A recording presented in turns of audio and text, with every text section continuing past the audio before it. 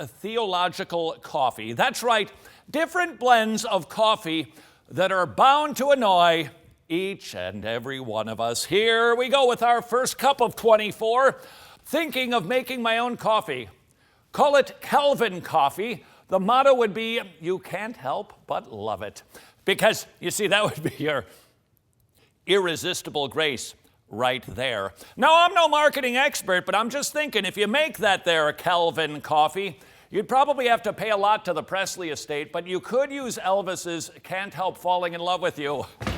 Thank you. Our next cup of theological coffee, number 23. Oh, Jesus Culture Coffee. Their motto would be coffee, coffee, coffee, coffee, coffee, coffee. Sorry, I done got hypnotized by their motto. Another option for the Jesus Culture Coffee. Ooh, the cup that goes a long way. Why? Because you don't actually brew the coffee or drink it. You just press up against it and you soak the caffeine out of it. In case you didn't get that reference, the Jesus Culture movement, they are into something called grave soaking. Some call it grave sucking, no kidding, where you find the grave of somebody who had the anointing, whatever that might be, and then you lay on the grave and you soak the anointing out of the grave. You say that can't possibly be happening. I say go to YouTube and just type in the words grave soaking or grave sucking and you can see it for yourself. This is a part of the New Apostolic Reformation movement.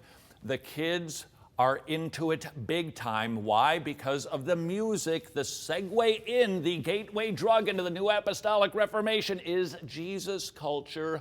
Very fine kids, I'm sure, but they are a part of a church that is leading the New Apostolic Reformation, which says that God is raising up new apostles, which is then creating a forerunner generation who will take over these 7 mountains of dominion like entertainment and family and government and business, and then Jesus will return. In other words, it's eschatological. Recently, read a book that came out of Bethel Church in Redding, California, endorsed by their lead pastor, who is the pastor of the Jesus Culture Church. It was, it was about dolphin vibrations, and how you can get the anointing or something from the, no, it's just very mystical. Please, mom and dad, check out what is on your child's iPod. If they have Jesus culture music, while some of it is very fine, certainly very catchy, that is undeniable, they are also leading so many kids into the extremely popular New Apostolic Reformation. You say, how popular? Some estimates, 300 and almost 70 million people, either involved in or influenced by the New Apostolic Reformation, many of whom were introduced to it through Jesus culture, Jesus culture, Jesus culture, Jesus culture, Jesus culture, Jesus. You going to stop me?